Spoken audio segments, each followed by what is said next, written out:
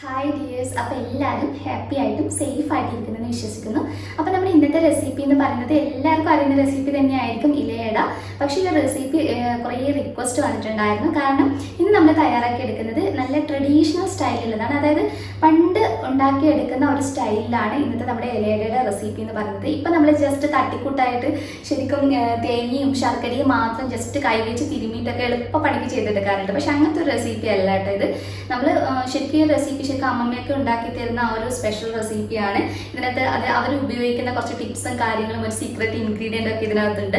അപ്പോൾ എല്ലാവരും തീർച്ചയായിട്ടും ഒന്ന് ട്രൈ ചെയ്ത് നോക്കാം. അപ്പോൾ നല്ല സോഫ്റ്റായിട്ട് കനം കുറഞ്ഞിട്ടുള്ള വളരെ സ്പെഷ്യലും വളരെ ഫ്ലേവർ ആയിട്ടുള്ള ഒരു അടിപൊളി റെസിപ്പിയാണിത്. നല്ല ടേസ്റ്റ് അല്ലേ, ഇലയുടെ പൊതുവെ എല്ലാവർക്കും ഇഷ്ടമാണല്ലോ. അപ്പോൾ ഇത് ഏറ്റവും സ്പെഷ്യലായിട്ട് തന്നെ നമുക്കിന്ന് തയ്യാറാക്കി എടുക്കാം. ഇനി ഈ ചാനൽ ആരെങ്കിലും പുതിയതായിട്ട് കാണുന്നുണ്ടെങ്കിൽ നിങ്ങൾക്ക് എൻ്റെ റെസിപ്പീസ് ഇഷ്ടപ്പെടുവാണെങ്കിൽ സബ്സ്ക്രൈബ് ചെയ്യാൻ മറക്കരുത്. സബ്സ്ക്രൈബ് ചെയ്യുമ്പോൾ അതിൻ്റെ തൊട്ടടുത്ത ഒരു ബെല്ലിൻ്റെ ചിത്രം കാണാം. അപ്പോൾ അതിൽ കൂടി ഒന്ന് ക്ലിക്ക് ചെയ്യാം. അപ്പോഴാണ് നോട്ടിഫിക്കേഷൻസ് ഒക്കെ കിട്ടുക. അപ്പോൾ നമുക്ക് വേഗം തന്നെ ഇലയുടെ എങ്ങനെയാണ് തയ്യാറാക്കി എടുക്കുന്നത് നോക്കാം. അപ്പോൾ ഇലയട തയ്യാറാക്കിയെടുക്കുന്നതിനായിട്ട് ഒരു ബൗളിനകത്തോട്ടേക്ക് 1 കപ്പ് അരിപ്പൊടി ചേർത്ത് കൊടുക്കാം. ഇതിപ്പോൾ ഞാൻ വീട്ടിൽ തന്നെ പൊടിച്ചിട്ടുള്ള അരിപ്പൊടിയാണ് ഉപയോഗിക്കുന്നത്. ഇതിന് പകരം നിങ്ങൾക്ക് പത്തിരിപ്പൊടിയോ ഇടിയപ്പത്തിൻ്റെ പൊടിയോ ഒക്കെ ആയിട്ട് ഉപയോഗിക്കാവുന്നതാണ് കേട്ടോ. പക്ഷേ ഏറ്റവും നല്ലത് നമുക്ക് വീട്ടിൽ തന്നെ അരിപ്പൊടി പൊടിച്ചതുണ്ടെങ്കിൽ ഏറ്റവും നല്ലത് അത് ഉപയോഗിക്കുന്നതാണ്. അതിനുശേഷം നല്ല തിളച്ച വെള്ളം വേണം ഇതിനകത്തോട്ടേക്ക് ഒഴിച്ചു കൊടുക്കാൻ. ഉപ്പ് ചേർത്ത് മിക്സ് ചെയ്ത് വെച്ചിട്ടുള്ള വെള്ളമാണ് കേട്ടോ. കുറച്ച് മാത്രമായിട്ട് ചേർത്ത് കൊടുത്തിട്ട് മാവ് ഒന്ന് കുഴഞ്ഞു വരുന്ന പാകത്തിനൊന്ന് ആഡ് ചെയ്ത് കൊടുക്കുക. ചൂടുവെള്ളമല്ല ഉപയോഗിക്കേണ്ടത്, തിളച്ച വെള്ളം വെച്ചിട്ട് തന്നെ ചെയ്തെടുക്കാൻ വേണ്ടി നോക്കുക. ഒന്നങ്ങ് മിക്സ് ചെയ്തതിന് ശേഷം ജസ്റ്റ് ഒരു 2 മിനിറ്റ് ഇതൊന്ന് അടച്ചു വെക്കണം. ആ 2 മിനിറ്റ് കഴിഞ്ഞ് കഴിഞ്ഞാൽ അത്യാവശ്യം ആ ഒരു ചൂടോടുകൂടി തന്നെ 2-3 മിനിറ്റ് ഒന്ന് കുഴച്ചെടുക്കുമ്പോഴത്തേക്കും നമ്മുടെ ഈ ഇലയടയുടെ മാവ് വളരെ സോഫ്റ്റായിട്ട് നമുക്ക് റെഡിയായി കിട്ടും. ഞാൻ ജസ്റ്റ് ഒന്ന് 2 മിനിറ്റ് കുഴച്ചെടുത്തിട്ടുണ്ട്. മാവിനെ ഒരിക്കലും നമ്മൾ തുറന്ന് വെക്കരുത്, അടച്ച് വെച്ചിട്ട് അതിന് ശേഷം നമുക്ക് ഇതിനകത്തോട്ടേക്കുള്ള ഫില്ലിങ്സ് ഒന്ന് റെഡിയാക്കി എടുക്കുകയാണ് വേണ്ടത്.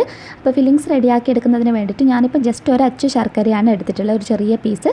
അതിനകത്തോട്ടേക്ക് 1/4 കപ്പ് വെള്ളം ഒഴിച്ച് കൊടുത്തിട്ട് നല്ലതുപോലെ ഒന്ന് മെൽറ്റ് ചെയ്തെടുത്തിട്ടുണ്ട്. ശർക്കര നന്നായിട്ട് ഉരുകി വന്നതിന് ശേഷം ഒരു ഇത്തിരി സമയം കൂടി നമ്മൾ ശർക്കര ഒന്ന് കുറുക്കിയെടുക്കണം. അതായത് ഒത്തിരി ലൂസായിട്ടല്ല നമുക്ക് വേണ്ടത്, ഈ ശർക്കര പാനി ഒന്നുകൂടി അങ്ങ് കുറുകി കിട്ടണം. അപ്പോൾ നന്നായി തിളച്ച് ഒന്ന് കുറുകി വന്നിട്ടുണ്ട്. അതിനുശേഷം ഇതിനകത്തോട്ടേക്ക് ഒരു 5 ടേബിൾ സ്പൂൺ എടുത്ത് തേങ്ങ ചിരകിയതാണ് ചേർത്ത് കൊടുക്കുന്നത്. ഇതൊട്ടും കല്ലൊന്നും ഇല്ലാത്ത ശർക്കര ആയതുകൊണ്ടാണ് ഞാൻ ഡയറക്റ്റ് ഇങ്ങനെ ചെയ്തിട്ടുള്ളത്. കല്ലൊക്കെയുള്ള ശർക്കര ആണെങ്കിൽ ഒന്ന് അരിച്ചെടുത്തിട്ട് വേണം കേട്ടോ ചെയ്തെടുക്കാൻ വേണ്ടിയിട്ട്. അപ്പോൾ തേങ്ങ ചിരകിയത് ചേർത്ത് കഴിഞ്ഞാൽ ഇതിനകത്തുള്ള സ്പെഷ്യൽ ആയിട്ടുള്ള ഒരു ഇൻഗ്രീഡിയൻ്റ് എന്ന് പറയുന്നത് നെയ്യാണ്. 1 ടീസ്പൂൺ നെയ്യ് ചേർത്ത് കൊടുക്കുക. ഇതിനൊരു വളരെ സ്പെഷ്യലായിട്ടുള്ളൊരു ടേസ്റ്റ് കിട്ടും കേട്ടോ നമ്മൾ ഇതിനകത്ത് നെയ്യ് വെച്ച് ചെയ്യുമ്പോൾ.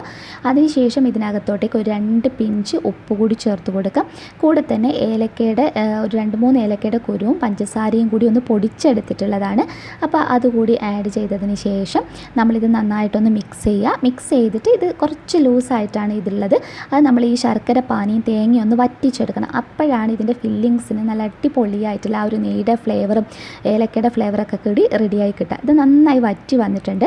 അതിനുശേഷം ഇതിന് സ്പെഷ്യൽ ടേസ്റ്റ് കൊടുക്കുന്നതിനായിട്ട് നേന്ത്രപ്പഴം വളരെ കുറച്ച് മാത്രം മതി, ഒരു ചെറിയ പീസ് എടുത്തിട്ടുള്ളൂ, അരിഞ്ഞത് കൂടി ചേർത്ത് കൊടുത്തിട്ട് ഒന്നങ്ങ് മിക്സ് ചെയ്ത് നമുക്ക് അങ്ങോട്ടൊന്ന് മാറ്റി വെക്കാം.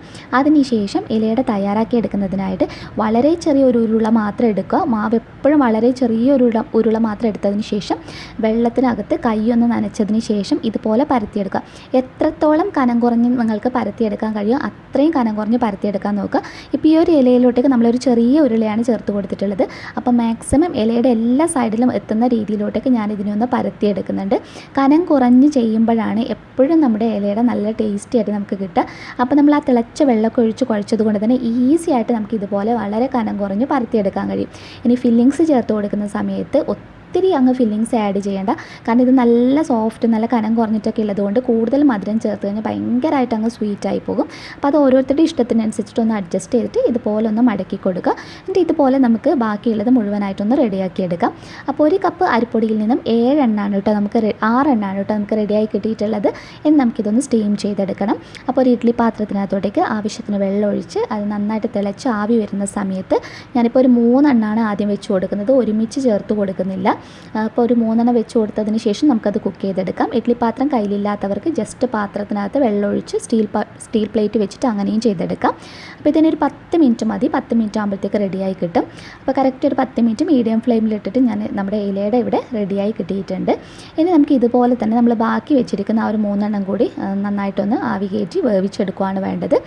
അപ്പോൾ 6 ഇതുപോലെ നന്നായിട്ടൊന്ന് റെഡിയാക്കി എടുത്തിട്ടുണ്ട്. നല്ല സോഫ്റ്റാണ് കേട്ടോ. പിന്നെ നിങ്ങൾ ഈ രീതിയിൽ ശർക്കര പാനി വരച്ച് നമ്മൾ ജസ്റ്റ് തേങ്ങ ചിരകിയതും ശർക്കരയും മാത്രം കയ്യിൽ വെച്ച് തിരുമ്മിയിട്ട് ഇലയുടെ ചെയ്തെടുക്കാറുണ്ട്. പക്ഷേ അതിൻ്റെ ടേസ്റ്റേ അല്ല കേട്ടോ ഇതിന്. ശർക്കര പാനിയിൽ വറ്റിച്ചെടുത്തിട്ട് നെയ്യും അതുപോലെ തന്നെ ഏലക്കപ്പൊടിയൊക്കെ നേന്ത്രപ്പഴമൊക്കെ ഇട്ട് ചെയ്തെടുക്കുന്ന ഇലയുടെയൊക്കെ നമ്മൾ ശരിക്കും പണ്ട് നമുക്ക് അമ്മമ്മയൊക്കെ ഉണ്ടാക്കി തരുന്നതിൻ്റെ ആ ഒരു അടിപൊളി ടേസ്റ്റ് ഉണ്ടല്ലോ. കഴിച്ചാലും മതി വരില്ല. അപ്പോൾ ചെറിയ ചെറിയ പീസസായിട്ട് മുറിച്ചിട്ടൊക്കെ നമ്മളിത് സെർവ് ചെയ്യാറുണ്ട്. അപ്പോൾ കാണാനൊക്കെ നല്ല ഭംഗിയാണ്. അപ്പോൾ ഇത് എത്രത്തോളം സോഫ്റ്റാണ് അതല്ലെങ്കിൽ എത്രത്തോളം കനം കുറഞ്ഞതാണെന്നുള്ള ഞാനൊന്ന് കയ്യിൽ വെച്ചിട്ട് ഇതുപോലെ കാണിക്കുന്ന സമയത്ത് നിങ്ങൾക്ക് മനസ്സിലാകുന്നുണ്ട്. ഇതിനൊരു നല്ല ഒരു നെയ്യുടെയൊക്കെ ഒരു മണവും അതുപോലെ നല്ലൊരു ഫ്ലേവറും കാര്യമൊക്കെയാണ്. കുട്ടികൾക്കൊക്കെ ശരിക്കും ഒത്തിരി ഇഷ്ടമാവും കേട്ടോ. അപ്പോൾ എല്ലാവരും തീർച്ചയായും ഒന്ന് ട്രൈ ചെയ്ത് നോക്കിയിട്ട് നിങ്ങളുടെ ഫീഡ്ബാക്ക് അറിയിക്കാൻ മറക്കരുത്. നെക്സ്റ്റ് വീഡിയോയിൽ ഇനിയും നല്ല വെറൈറ്റി ഡിഷസുമായി കാണാം. അതുവരെ ടേക്ക് കെയർ. ബൈ.